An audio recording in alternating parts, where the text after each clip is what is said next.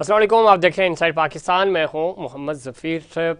मुल्क में बढ़ती हुई महंगाई और साथ ही साथ सियासी और आइनी बहरान, हुकूमत की हिकमत अमली क्या होगी। और इस वक्त चूँकि IMF के साथ मुज़ाकरात, बहुत सारी चीज़ों पे इत्तफ़ाक़ हो चुका है।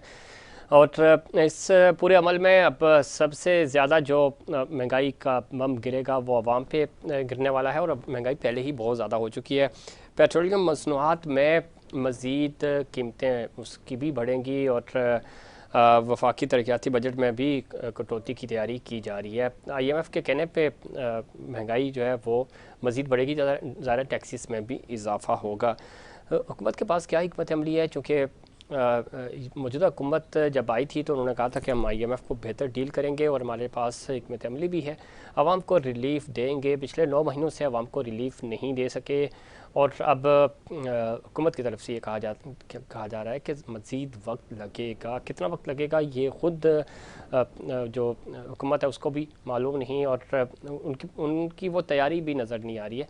लेकिन जो इस वक्त माशी दलदल है, इसके लिए एक पॉइंट ये ज़रूरी है कि वज़ारा मिलकर हमें इस चीज़ का सामना करना पड़ेगा। हुकूमत तकरीबन ख़ुद मरियम बीबी ये कह चुकी हैं कि हमें अफसोस है, दुख है महंगाई पे। और वो कह रही हैं कि नवाज शरीफ साहब को भी दुख है और वो हुकूमत से मुतालबा भी करती हैं, अपनी पार्टी की चीफ़ ऑर्गेनाइज़र भी हैं।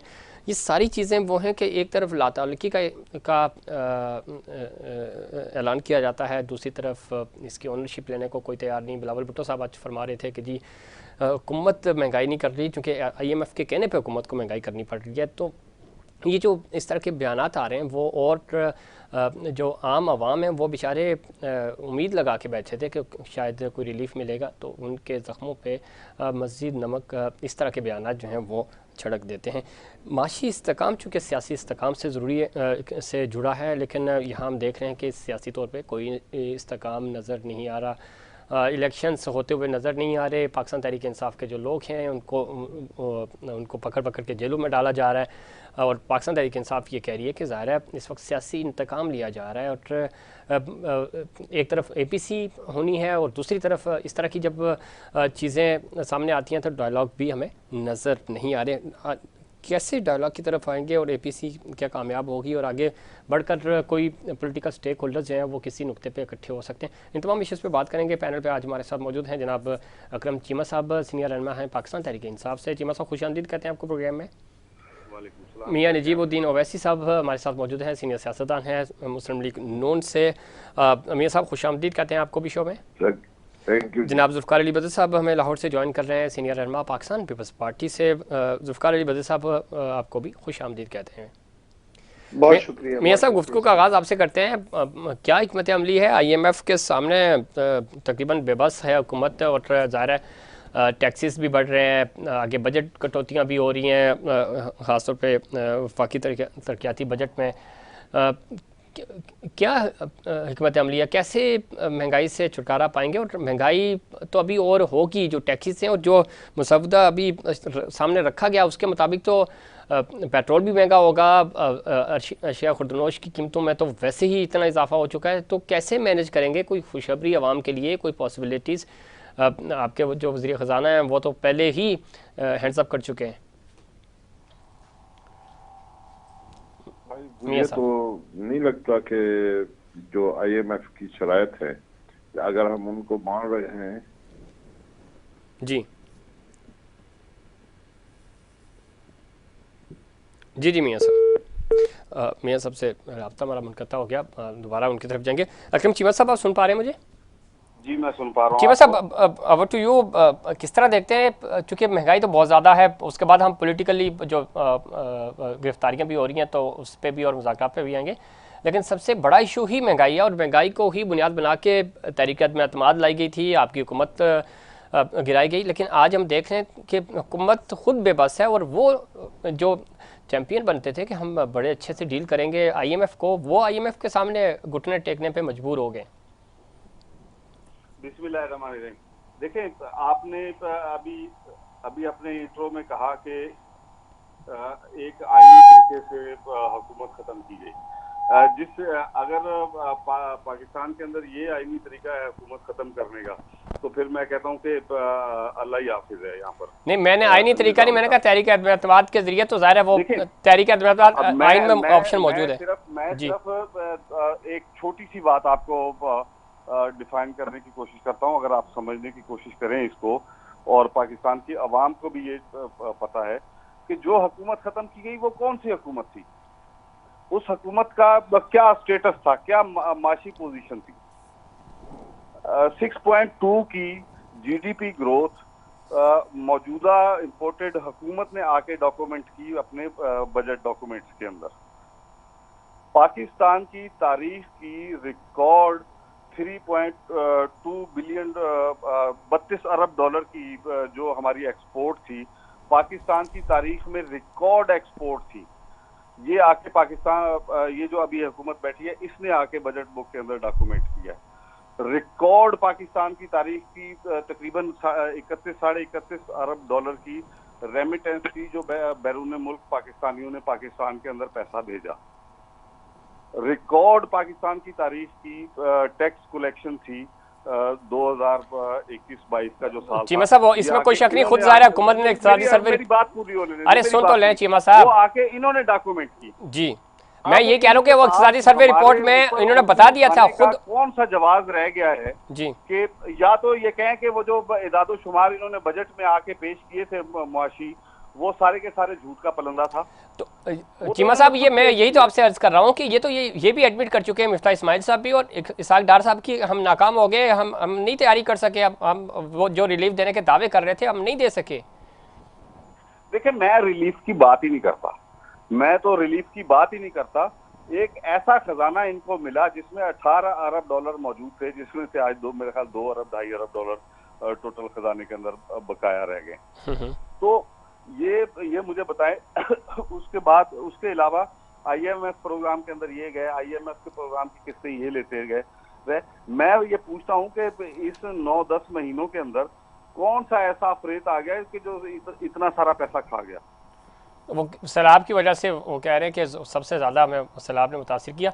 चीमा साहब, आप लाइन पे रहे, मियाँ साहब से ज़रा पॉइंट ऑफ व्यू ले लेते हैं ना। मियाँ साहब, क्या हिकमत अमली है, कैसे आवाम को रिलीफ मिलेगा? और ख़ुद चीमा साहब कह रहे हैं कि हम तो अच्छा खासा चलता मुल्क छोड़ के गए थे आपके हवाले, और इक़्तिसादी सर्वे रिपोर्ट्स में 4 डिपार्टमेंट में वाज़े अहदाफ जो है हमने हासिल कर लिए थे। आप ही की के वज़ीर ख़ज़ाना जनाब मिफ्ता इस्माइल साहब ने कहा था, इक़्तिसादी सर्वे रिपोर्ट ज़ाहिर उन्होंने जारी की थी।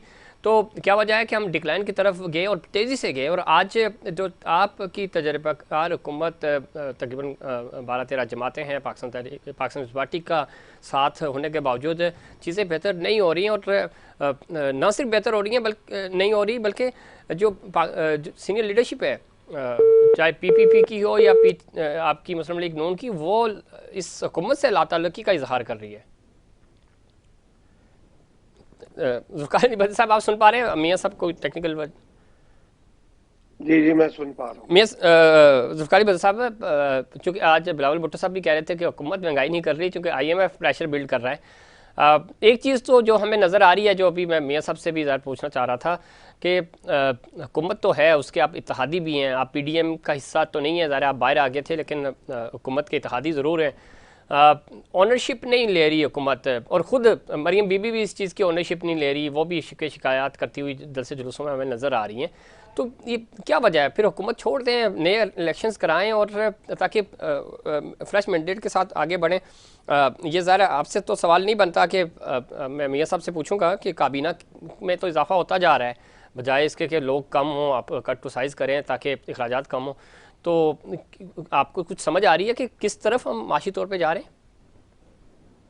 बिस्मिल्लाहिर्रहमानिर्रहीम। बहुत शुक्रिया सफ़ीर साहब, आपने अपने प्रोग्राम में इनवाइट किया। देखिए, चैलेंजेस बहुत ज़्यादा हैं, सूरत हाल बहुत ख़राब है।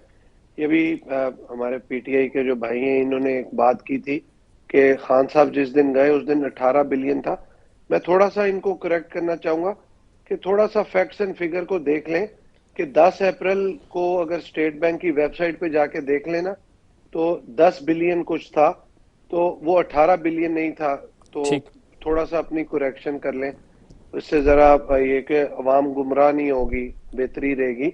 और बाकी ये जो आपका सवाल है मेरे हवाले से, देखिए, ये जो गवर्नमेंट ने अपना कैबिनेट में इजाफा किया है, इसके लिए तो बेहतर है शहबाज शरीफ साहब या उनका कोई करीबी आदमी जी, जवाब मैं दे उनसे सकता पूछूंगा, है लेकिन आपका पॉइंट कि ऑफ व्यू क्या कि उनका। जहां इतनी महंगाई है वहां क्या देखिए हम जरूरत है? तो, हाँ देखें बिल्कुल आपकी बात ठीक है। देखें हम भी महंगाई के सताए हुए हैं और हर गुजरते दिन के साथ हमारी लीडरशिप को भी एहसास है और हमें भी वो महंगाई तंग कर रही है, क्योंकि हमारे घरों पे भी उसका उतना ही इम्पैक्ट पड़ रहा है, उतना ही हमें जो है बर्दाश्त करना पड़ रहा है कि हर गुजरते दिन के साथ जब तेल बढ़ता है, बिजली बढ़ती है, गैस बढ़ती है, खाने पीने की अशिया बढ़ती है, तो हमें भी उस सब का जो है इफेक्ट होता है और हम खुद बड़े तंग हैं इस बढ़ती हुई महंगाई से।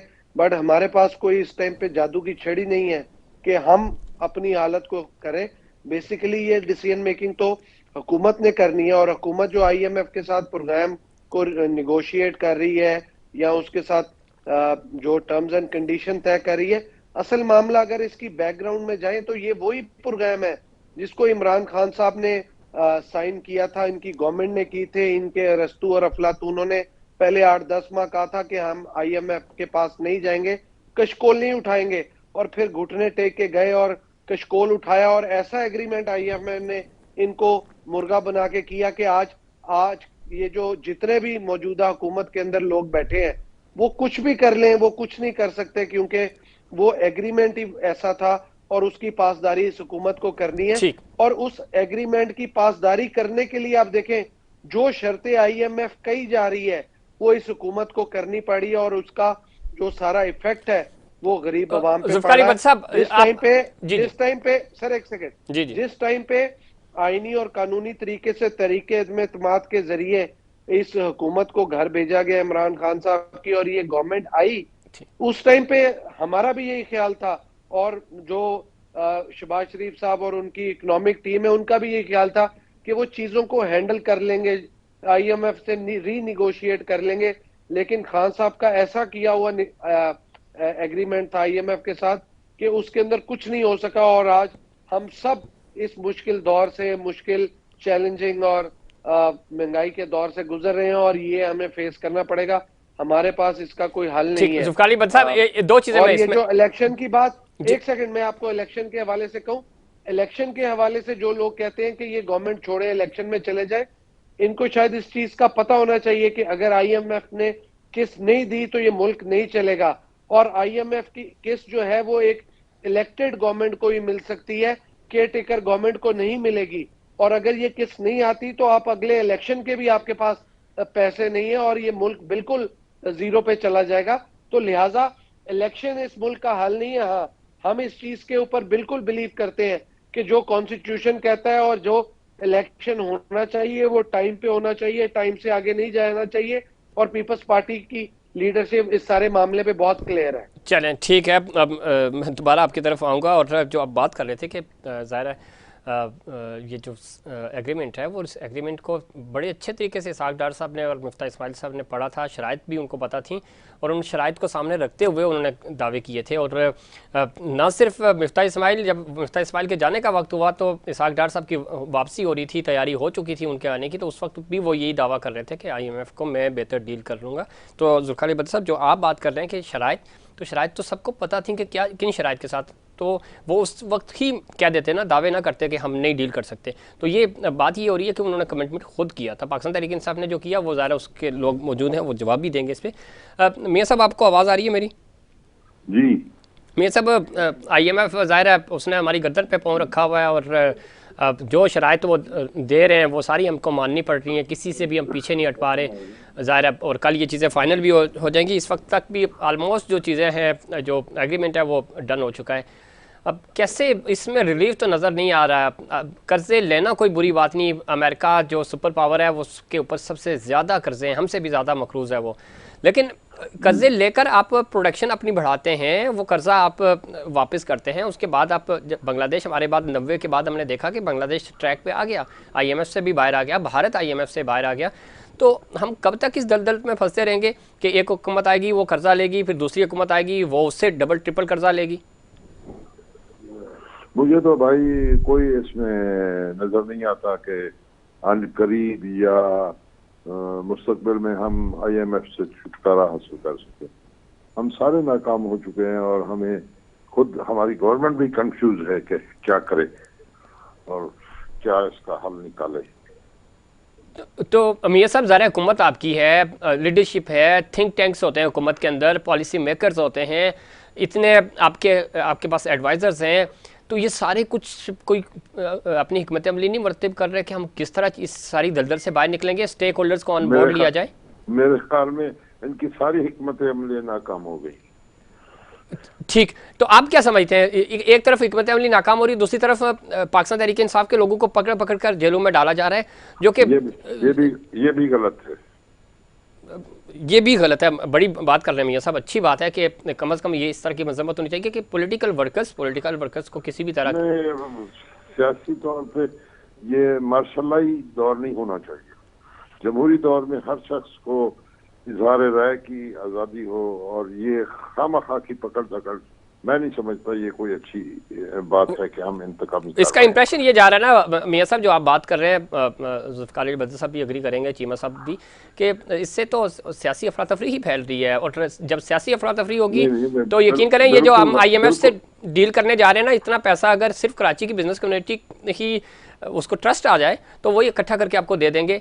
इतना पैसा नहीं है। पाकिस्तान के अवाम, पाकिस्तान की बिजनेस कम्युनिटी बहुत अमीर है, ओवरसीज पाकिस्तानी हमारे पैसा देने को तैयार है, लेकिन ट्रस्ट नहीं है। लेकिन बिजनेस कम्युनिटी एतमाद नहीं करती ना हम पर। सर, एतमाद इसीलिए तो नहीं करती, उनको नहीं पता ना कि कल आपकी हुकूमत होगी, जुल्फ़िकार अली भुट्टो साहब होंगे या चीमा साहब होंगे, उनको यही नहीं समझ आ रही। अगर उनको पता हो कि उनका पैसा नहीं डूबेगा तो क्या जरूरत है कि दुबई में उस रेत में पैसा लगाने की, वो यहाँ लगाए ना पैसा। लेकिन बिल्कुल ऐसी बात है कि लोगों को यकीन नहीं है। तो सर, इसके हवाले से मियां साहब, पार्टी के अंदर कोई बातचीत हो रही है, क्या प्लान किया जाए और इलेक्शन ही वक्त पे करार दिए जाएं, क्योंकि आईनी बहरान जन्म ले रहे हैं। अगर तो पंजाब KP के इलेक्शन लेट हो जाते हैं, अभी ज़मीनी इंतखाबात होने हैं, फिर वक्त पे भी अगर इलेक्शंस हो जाएं तो इन हालात में कैसे हम इलेक्शंस में जाएंगे? नहीं, बहुत मुश्किल है। ये जैसे हालात हैं इस तरह इलेक्शन में जाना बहुत मुश्किल है,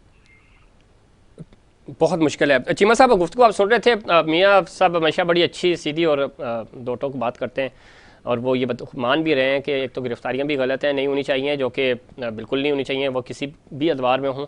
दूसरी बात तो उन्होंने ये भी की कि माशी तौर पे भी हमें समझ नहीं आ रही, खुद हुकूमत कन्फ्यूजन का शिकार है, और हुकूमत क्या, मरीम बीबी खुद कह चुकी हैं कि हमें बड़ा अफसोस होता है। पहले मियां साहब मीटिंग छोड़ के चले गए थे, इस दफ़ा मरीम बीबी कह रही हैं जलसे में खड़े होकर कि महंगाई पे हमें दुख है।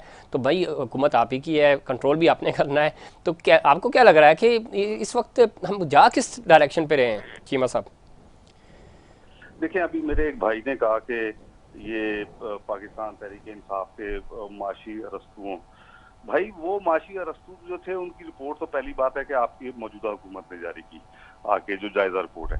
इसके अलावा देखें, 2 साल कोविड के गुजरे, वो भी पाकिस्तान तहरीक इंसाफ की हुकूमत थी। वो कोविड को पूरी दुनिया की मैशतें उसमें बैठ गई, और अल्हम्दुलिल्लाह कोविड के अंदर हम दुनिया के अंदर तीसरे नंबर पे थे, जिन्होंने बेस्ट मैनेजमेंट की, अपने मुल्क को भी बचाया, अपने मुल्क के रोजगार को भी बचाया। और उस हालात में जब दुनिया की इकोनॉमी बैठ रही थी, आपकी पाकिस्तान तहरीक इंसाफ के जो माशी अरस्तू जिनको ये कह रहे हैं, उनकी वजह से अल्हम्दुलिल्लाह रिकॉर्ड एक्सपोर्ट हुई, रिकॉर्ड रेमिटेंस मुल्क के अंदर आ रही थी, और रिकॉर्ड टैक्स कलेक्शन हो रही थी।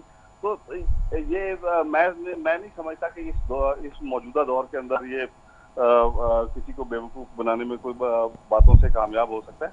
देखिए, अगर अरस्तुओं की बात करते हैं, इधर तो 13 पार्टियां हैं, 13 पार्टियों के दिमाग बैठे हुए, 13 पार्टियों के अरस्तू बैठे हुए हैं, और वो कह रहे हैं कि जी आज हाथ का। असल में इशू क्या है? इशू वही है जो इमरान खान साहब एक बात करते हैं जी, कि देखें, इन जमातों ने 40 साल पाकिस्तान के ऊपर हुकूमत की, और आज पाकिस्तान को इस हाल में पहुंचाने वाले यही लोग हैं। ये कैसा वजीर खजाना है जिसकी 90% उसकी अरबों रुपए, खरबों रुपए की उसकी दौलत जो है बैरून मुल्क उसकी इन्वेस्टमेंट है। ये कैसे हुक्मरान इस मुल्क के ऊपर मुसल्लत रहे हैं कि जो कहते हैं कि जी हमारी औलाद भी बाहर है, उसका कारोबार भी बाहर है, हमारा इलाज भी बाहर है, हमारी हर चीज बाहर है। इस मुल्क के अंदर आना है तो सिर्फ हमने हुक्मरानी करने के लिए आना है। अगर हमने नहीं आना तो उसके बाद हमारे बच्चों ने इस मुल्क के ऊपर हुक्मरानी करनी है। लेकिन हमारी जायदाद, हमारा कारोबार, हमारी तमाम इन्वेस्टमेंट जो है वो पाकिस्तान में नहीं है, और हम पाकिस्तान के बहुत बड़े खैफ हैं। देखिए, अब ये बातें चलने वाली नहीं है। ये सिर्फ और सिर्फ इख्तिदार में आए थे अपने आप को केसेस से बरी करवाने के लिए। और आप आके देखें कि एक भी अवामी फलाह का काम इस हुकूमत ने आके नहीं किया, सिवाय हर गुजरता दिन पाकिस्तान को नीचे लेकर गए। इन्होंने पाकिस्तान के साथ वही किया जो इनके पास एक्सपीरियंस था। इनके पास तो हमेशा से पाकिस्तान को लूटने का और पाकिस्तान को लूट के पैसा बैरून मुल्क मुंतकिल करने का तजर्बा था, और अल्हम्दुलिल्लाह उस तजर्बे में कामयाब हुए। चिमा साहब, मैं ब्रेक पे जाना, मुझे ब्रेक से वापस आऊँगा तो जुल्फ़िकार अली भुट्टो साहब से पूछेंगे कि किस चीज़ का तजर्बा था और तजर्बेकारी क्यों नाकाम हुई और आगे वे फॉरवर्ड क्या होगा। और अभी भी पॉलिटिकल स्टेक होल्डर्स एक टेबल पे बैठने को तैयार नहीं है और हुकूमत ज़्यादा अपर हैंड होती है, वो संजीदा कोशिश करती है, वहाँ से भी इस तरह की कोई कोशिश नज़र नहीं आ रही। अगर हम माशी तौर पे तमाम स्टेक होल्डर्स जो पॉलिटिकल पार्टीज हैं वो अगर मिलकर नहीं बैठेंगी तो नुकसान अल्टीमेटली सियासतदानों का होगा, पाकिस्तान का होगा। और इस नुकसान से बचने के लिए ज़रूरी है कि हमें इत्तफाक राय से और मिलजुल कर काम करें। इस पर बात करेंगे, लेकिन उससे पहले कमर्शियल ब्रेक।